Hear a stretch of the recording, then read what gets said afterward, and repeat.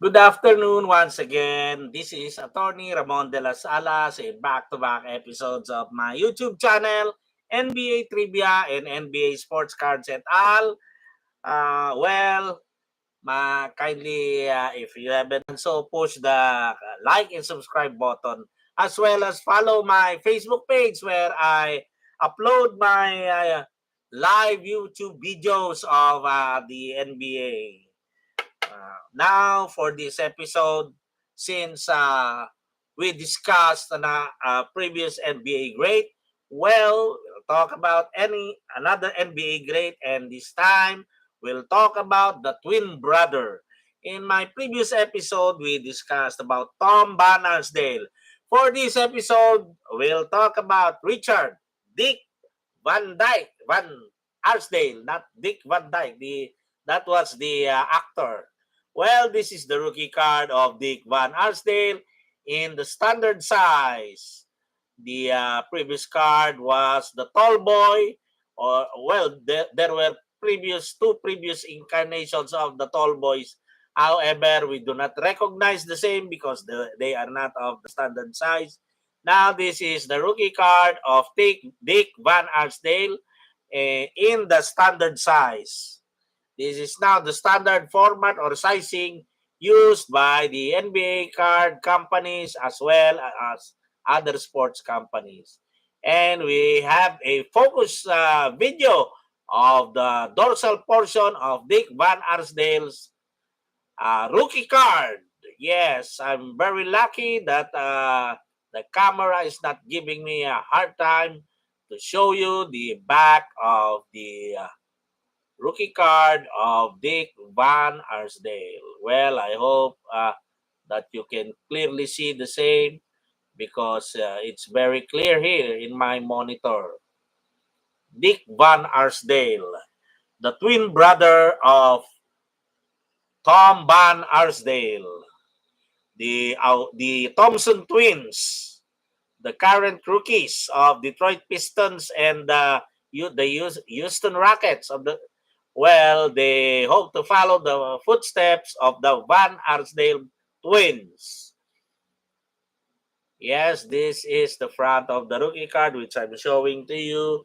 Well, there are in this recently concluded NBA draft, the 2023 NBA draft.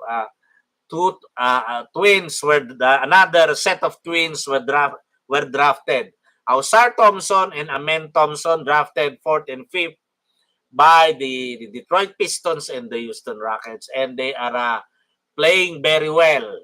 They had a good rookie season, and it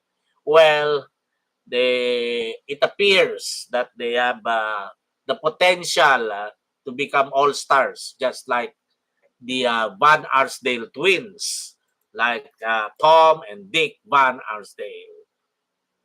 Well, Dick Van Arsdale was nicknamed the Flying Dutchman. He was a 6'5" guard from Indiana University, also same height as his twin brother, and also matriculated at the same school, the Indiana's Hoosiers. He was also born last February 22, 1943, in Indianapolis, Indiana, U.S. He was also a three-time NBA All-Star in 1969, in 1970, and 71. He became an All-Star 1 year ahead of his twin brother, who made also 3 NBA All-Star games. He was a one-time All-Defensive second team member in 1974, Dick Van Arsdale that is, and he also played in the 1976 NBA Finals for the Phoenix Suns, Dick Van Arsdale. He was also an All-Rookie First Team member in 1966 and also the only NBA All-Star with a twin NBA All-Star.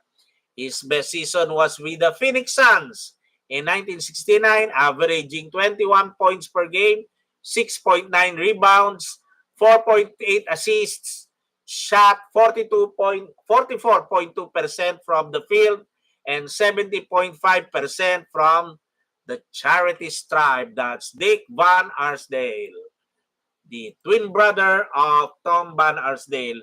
He weighed around 210 pounds during his playing career and was selected in the second round of the 1965 NBA draft as the 10th overall pick by the New York Knicks. His number 5, Dick Van Arsdale's number 5 jersey was retired by the Phoenix Suns as was as he was one of the vital cogs during the run of the Phoenix Suns in the 1976 NBA Finals. Yes, and they also played Dick Van Arsdale and Tom Van Arsdale played for the Phoenix Suns during the 1977 season, their final seasons in the NBA. Well, he was Dick Van Arsdale is remembered in Phoenix as an original son. He was the first selection in the 1968 expansion draft. And that's why the original son is not son, the offspring, but sun, the son who which gives us heat. That's Dick Van Arsdale. Well, currently, right now, well, that is for Dick Van Arsdale. And I forgot to show you now. I'm going to show you the card of Dick Van Arsdale in my collection. It's different. Eh, this is the 1996 Upper Deck Chronology. It's numbered to 199. Yes, this is a very hard card to find and low numbered. This card is low numbered as well. I have this because I already have the rookie card, and this is one of the most difficult cards of Dick Van Arsdale to find. Yes, it's in black and white because during the time the televisions were also mostly in black and white. Well, I think that will be all for Dick Van Arsdale. Yes, and this is the rookie card of his twin brother, previously discussed here. Well, yes, that's the rookie card of Tom Van Arsdale and Dick Van Arsdale.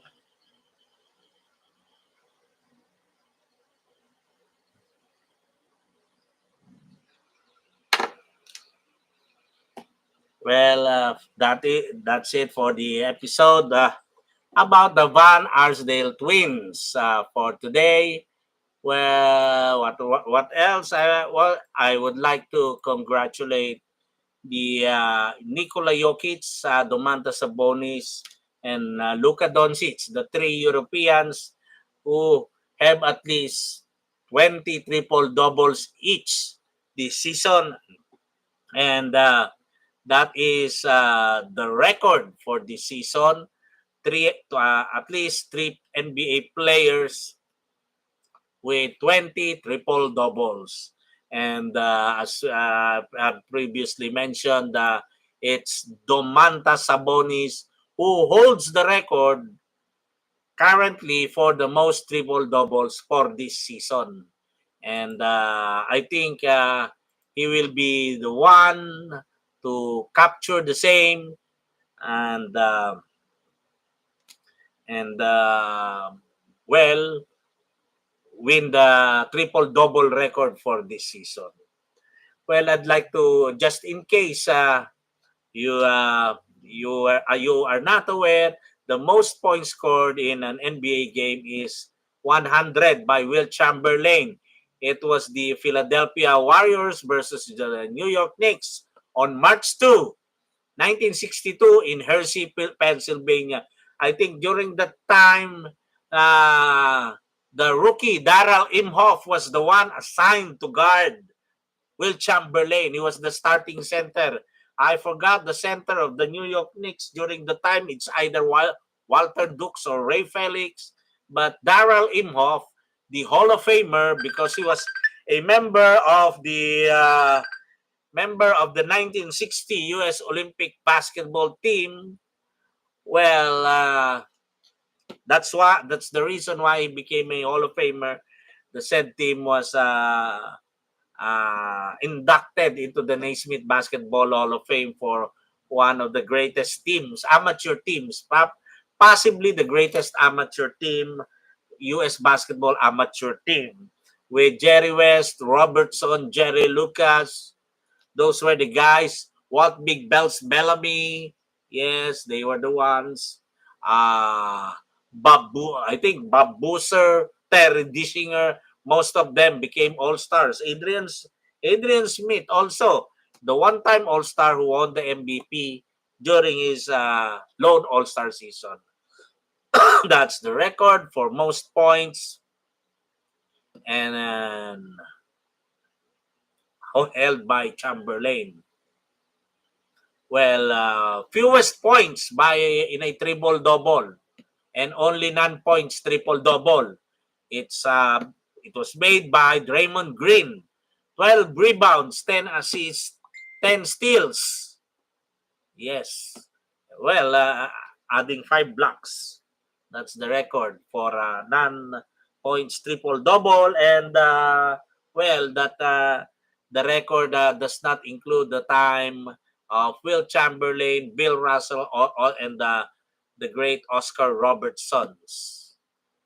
Well, most points without a free throw attempted, 50 by Jamal Murray versus the Cleveland Cavaliers, February 19, 2021. Well, that's the most points.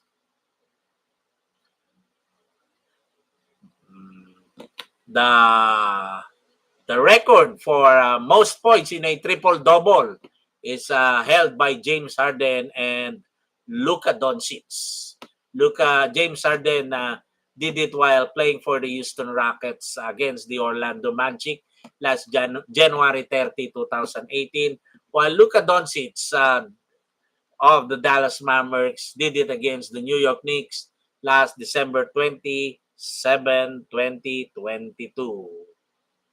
Well, most of the records are held by, Wilt, the Big Dipper Chamberlain. And, we cannot fault him for that. He was so dominating. He was so dominating that he rewrote the NBA record books. Most rebounds in a game. It's also held by Will Chamberlain. He grabbed 55 rebounds as a member of the Philadelphia Warriors during the time against the Boston Celtics and Bill Russell last November 16, 1957. Well, the only thing not held by in rebounds by Nate Thurmond are the offensive rebounds, defensive rebounds, not held by most rebounds in a quarter is 18 by Nate Thurmond of the San Francisco Warriors, another NBA Hall of Famer, against the Baltimore Bullets last February 28, 1965. Well, most offensive rebounds in a game, Moses Malone, the chairman of the board, against the Sonics in February 11, 1982. He grabbed 21. Most defensive rebounds in a game, well, these records are after since the NBA began tracking these rebounds. 29 by Jabbar of the Lakers versus Detroit last December 14, 1975. Well, that's it for this episode. I have relayed to you most of the records that are held by several players, but I did not mention the others because you'll keep on hearing Wilt the Big Dipper Chamberlain. Thank you very much. This is Attorney Ramon de las Alas, broadcasting from Quezon City, Metro Manila, Philippines, somewhere in Southeast Asia, where baloncesto, basketball, is the number one sport. Well, goodbye. Thank you very much. I'll see you next episode. I won't be gone for long. And even though it is very hot in here, Philippines is a hot country. Well, uh, I'll be back, not for long. God bless us all, and may the force be with you as Jedi's say goodbye to one another. Well, don't change the dial. I'll be with you in another episode. And we are hoping that we can produce many thousands of episodes more to come. Thank you very much. See you.